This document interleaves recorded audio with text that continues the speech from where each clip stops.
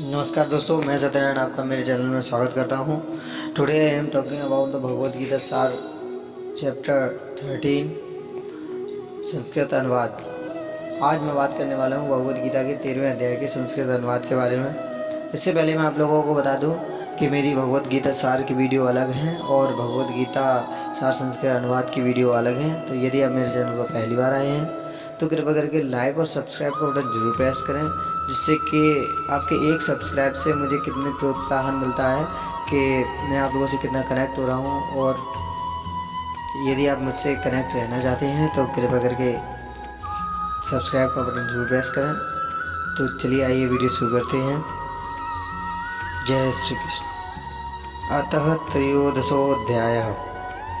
श्री भगवान वाच इदं शरीरं कौन्तेय क्षेत्रमित्याभिधीयते एतद्यो वेत्ति तं प्राहुः क्षेत्रज्ञ इति तद्वेदा। श्री भगवान बोले, हे अर्जुन, यह शरीर क्षेत्र इस नाम से कहा जाता है और इसको जो जानता है उसको क्षेत्रज्ञ इस नाम से उनके तत्व को जानने वाले ज्ञानीजन कहते हैं। क्षेत्रज्ञं चापि मां विधि सर्वक्षेत्रेषु भारत क्षेत्र ज्ञायोर्जनं यत् ज्ञानं मदं ममम्। हे अर्जुन, तू सब क्षेत्रों में क्षेत्रज्ञ अर्थात जीवात्मा भी मुझे ही जान, और क्षेत्रज्ञ को अर्थात विकार सहित प्रकृति का और पुरुष का जो तत्व से जानना है वह है, ऐसा है मेरा मत है। तत्र क्षेत्रं यच्च यद्रच्च यादृकारी यतश्च यत सचयो यत्प्रभावश्च तत्मसानेन मे शृणु। वह क्षेत्र जो और जैसा है तथा जिन विकारों वाला है और जिस कारण से जो हुआ है, तथा क्षेत्रज्ञ भी जो और जिस प्रभाव वाला है, वह सब संक्षेप से मुझसे सुन। ऋषि बहुवृदा गीतम छंदो विवृदे वित्पृथक ब्रह्मसूत्र पदेश्चैव हेमतोभिनिश्चिते। यह क्षेत्र और क्षेत्रज्ञ का तत्व ऋषियों द्वारा बहुत प्रकार से कहा गया है और विविध वेद मंत्रों द्वारा भी विभाग पूर्वक कहा गया है, तथा भली भांति निश्चय किए हुए युक्ति युक्त ब्रह्मसूत्र के पद द्वारा भी कहा गया है। महाभूतान्यहंकारो बुद्धिरव्यक्तेव च इंद्रियाणि दशैकं च पंचम चौन्द्रियगोचरा।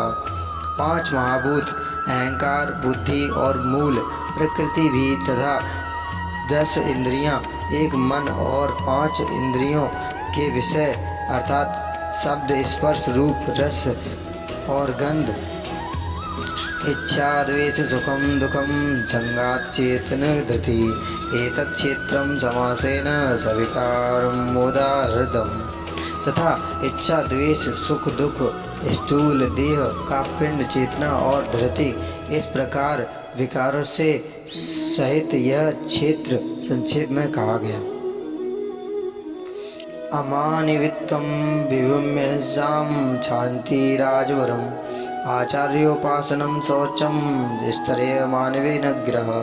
श्रेष्ठता के अभिमान का अभाव, दंभाचरण का अभाव, किसी भी प्राणी को किसी भी प्रकार से न सताना, क्षमा भाव, मन वाणी आदि की सरलता, श्रद्धा भक्ति सहित गुरु की सेवा, बाहर भीतर की शुद्धि, अंतःकरण की स्थिरता और मन इंद्रियों सहित शरीर का निग्रह।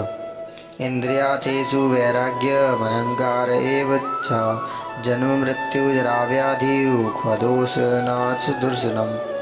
इस लोक और परलोक के संपूर्ण भोगों में आसक्ति का अभाव और अहंकार का भी अभाव, जन्म मृत्यु जरा और रोग आदि में दुख और दोषों का बार बार विचार करना। अशक्तिरज्ञो भविष्यं पुत्रदारगिरादिषु नित्यं च समचित्तविष्टा निष्ठो भक्तोत्सु। पुत्र, स्त्री, घर और धन आदि में आसक्ति का अभाव, ममता का न होना तथा प्रिय और अप्रिय की प्राप्ति में सदा ही चित्त का सम रहना। मही चानन्य योगेन भक्तिरा विचारणी विविक्त देशों से मुक्त मर संसदी।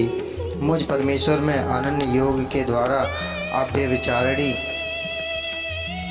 भक्ति का तथा एकांत और शुद्ध देश में रहने का स्वभाव और विश्वास युक्त सख्त मनुष्यों के समुदाय में प्रेम का न होना। आध्यात्म ज्ञान नित्यम तत्व ज्ञानार्थ दर्शनम एतत् ज्ञानमिति प्रोक्तम ज्ञानम यदतो नथया। अध्यात्म ज्ञान में नित्य स्थिति और तत्व ज्ञान के अर्थ रूप परमात्मा को ही देखना, यह सब ज्ञान है। और जो इससे विपरीत है वह अज्ञान है, ऐसा कहा गया है। ज्ञेयं यत्र प्रविश्यामि यज्ञवामृत निश्चिते अनादि मदं परम ब्रह्म नासन सतन्नाथ सदुच्यते। जो जानने योग्य है तथा जिसको जानकर मनुष्य परमानंद को प्राप्त होता है, उसको भली भांति कहूँगा। वह अनादि वाला ब्रह्म न सत ही कहा जाता है न असत ही। सर्वतः पाणिपादं तत्त्वश्रुतोचमस्रो मुखम सर्वतः श्रुतिमुल्लोके सर्ववां तिष्ठति। वह सब और हाथ पैर वाला, सब और नेत्र सिर और मुख वाला तथा सब और कान वाला, क्योंकि वह संसार में सबको व्याप्त करके स्थित है। सर्वेन्द्रिय गुणाम भासम सर्वेन्द्रिय विवर्जितम असक्तम सर्ववृक्षैव निर्गुणम गुणभोक्त च। वह संपूर्ण इंद्रियों के विषयों को जानने वाला है, परंतु वास्तव में सब इंद्रियों से रहित तथा आसक्ति रहित होने पर भी वह सबका धारण पोषण करने वाला और निर्गुण होकर भी गुणों को भोगने वाला है। बहिरन्तश्च भूतान् चरम चरमेव च सूक्ष्मवाद विज्ञेयं दूरस्थ चान्तिके च तथा। वह चराचर सब भूतों के बाहर भीतर परिपूर्ण है और चर अचर भी वही है, और वह सूक्ष्म होने से अविज्ञेय तथा अति समीप में और दूर में भी स्थित वही है। अविभक्तं च भूतेषु विभक्तिमेव च स्थितं भूतवृत्त च तत्त्वज्ञं ग्रसणु प्रविष्णु च। वह परमात्मा विभाग रहित एक रूप से आकाश के सदृश परिपूर्ण होने पर भी चराचर संपूर्ण भूतों में विभक्त सा स्थित प्रतीत होता है, तथा वह जानने योग्य परमात्मा विष्णु रूप से भूतों को धारण पोषण करने वाला और रुद्र रूप से संहार करने वाला और ब्रह्मा रूप से सबको उत्पन्न करने वाला है।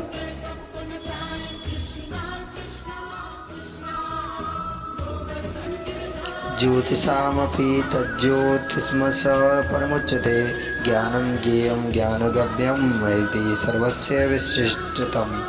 वह परब्रह्म ज्योतियों का भी ज्योति एवं माया से अत्यंत परे कहा जाता है। वह परमात्मा बोध स्वरूप जानने के योग्य एवं तत्व ज्ञान से प्राप्त करने योग्य है और सबके हृदय में विशेष रूप से स्थित है। इति क्षेत्रं तथा ज्ञानं ज्ञेयं चोक्तं समासतः मद्भक्त एतज्ञाय मद्भाववाप्योपद्यते। इस प्रकार क्षेत्र तथा ज्ञान और जानने योग्य परमात्मा का स्वरूप संक्षेप से कहा गया। मेरा भक्त इसको तत्व से जानकर मेरे स्वरूप को प्राप्त होता है।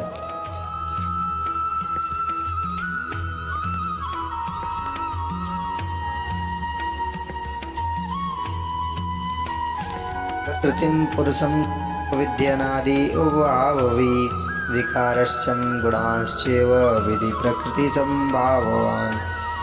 प्रकृति और पुरुष इन दोनों को ही तू अनादि जान और राग द्वेषादि विकारों को तथा त्रिगुणात्मक संपूर्ण पदार्थों को भी प्रकृति से ही उत्पन्न जान।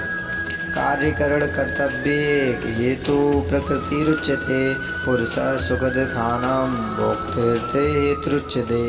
कार्य और करण को उत्पन्न करने में हेतु प्रकृति कही जाती है और जीवात्मा सुख दुखों के भोक्तापन में अर्थात भोगने में हेतु कहा जाता है। पुरुष प्रकृतिस्थो इम भुक्तम भुक्ते प्रकृतिजां गुणान् कारणम गुण संज्ञोस्य सदसद्यो निजम मनसु। प्रकृति में स्थित ही पुरुष प्रकृति से उत्पन्न त्रिगुणात्मक पदार्थों को भोगता है और इन गुणों का संग ही इस जीवात्मा के अच्छी बुरी योनियों में जन्म लेने का कारण है। उपद्रष्टान्मत्ता च भर्ता भोक्ता महेश्वर परमोत्मे चित्ते चाप्युक्तो देहेषु पुरुष पर। इस देह में स्थित वह आत्मा वास्तव में परमात्मा ही है। वह साक्षी होने से, उपद्रष्टा और यथार्थ सम्मति देने वाला होने से, अनुमंता सबका धारण पोषण करने वाला होने से, भर्ता जीव रूप से भोक्ता ब्रह्मा आदि की का भी स्वामी होने से महेश्वर और शुद्ध सच्चिदानंद घन होने से परमात्मा ऐसा कहा गया है।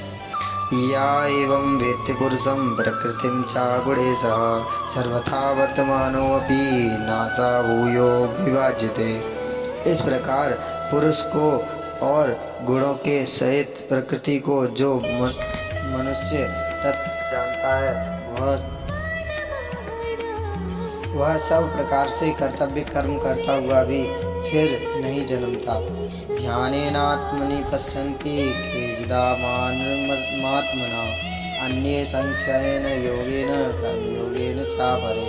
उस परमात्मा को कितने ही मनुष्य तो शुद्ध हुई सूक्ष्म बुद्धि से ध्यान के द्वारा हृदय में देखते हैं, अन्य कितने ही ज्ञान योग के द्वारा और दूसरे कितने ही कर्मयोग के द्वारा देखते हैं अर्थात प्राप्त करते हैं। अन्ये त्वं जानन्त श्रुत्वापि उपासते तेऽपि चाततेनैव मृत्युश्रुतिपरायणः। परंतु इनसे दूसरे अर्थात जो मंद बुद्धि वाले पुरुष हैं, वे इस प्रकार न जानते हुए दूसरों से अर्थात तत्व के जानने वाले पुरुषों से सुनकर ही तदनुसार उपासना करते हैं, और वे श्रवण परायण पुरुष भी मृत्यु रूप संसार सागर को निसंदेह तर जाते हैं। यावन् संजायते किंचित् स्वत्वं विस्तारजंगमं क्षेत्र क्षेत्रज्ञ संयोगात् द्विभर्त सर्वा। हे अर्जुन, यावन मात्र जितने भी स्थावर जंगम प्राणी उत्पन्न होते हैं, उन सबको तू क्षेत्र और क्षेत्रज्ञ के संयोग से ही उत्पन्न जान।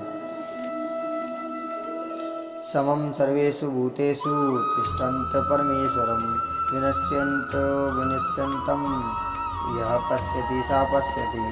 पुरुष नष्ट होते हुए सब चराचर भूतों में परमेश्वर को नाश रहित और समभाव से स्थित देखता है, वही यथार्थ देखता है।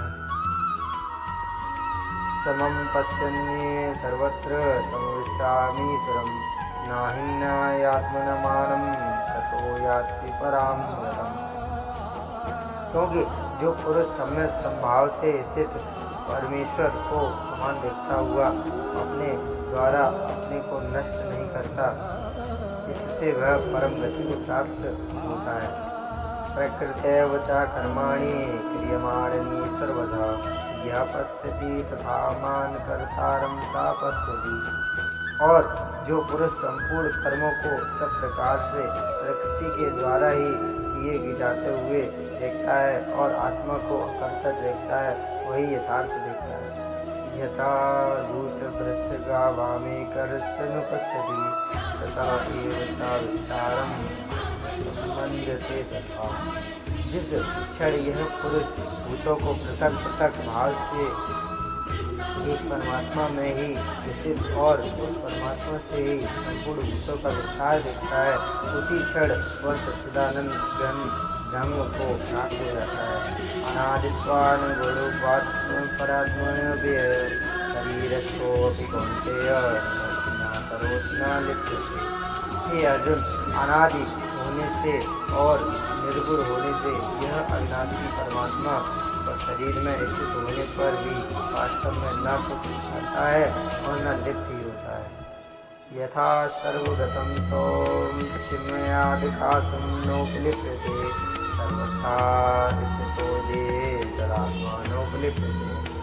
इस प्रकार सर्वत्र व्याप्त आकाश सूक्ष्म होने के कारण लिप्त नहीं होता, वैसे ही देह में सर्वत्र स्थित आत्मा निर्गुण होने के कारण देह के गुणों से लिप्त नहीं होता। यथा प्रकाशित एक प्रतिष्ठम लोकमिमं रवि क्षेत्र क्षेत्रम क्षेत्रीता कृष्णम प्रकाशयति भारत। हे अर्जुन, जिस प्रकार एक ही सूर्य इस संपूर्ण ब्रह्मांड को प्रकाशित करता है, उसी प्रकार एक ही आत्मा संपूर्ण क्षेत्र को प्रकाशित करता है। क्षेत्र क्षेत्रज्ञोर मंत्रम ज्ञान चक्षुषा मोक्षम चाहिए विद्रेंति ते परमा। इस प्रकार क्षेत्र और क्षेत्रज्ञ के भेद को तथा कार्य सहित प्रवृत्ति से मुक्त होने को जो पुरुष ज्ञान नेत्रों द्वारा सत्य से जानते हैं, वे महात्मा जन परम ब्रह्म परमात्मा को प्राप्त होते हैं। ओम तत्स्थिति श्रीमद्भगवद्गीतासु उपनिषत्सु ब्रह्म विद्यायां योगशास्त्रे श्रीकृष्ण अर्जुन संवादे क्षेत्र क्षेत्र विभाग योगो नाम त्रयोदशोऽध्यायः। जय श्री कृष्ण।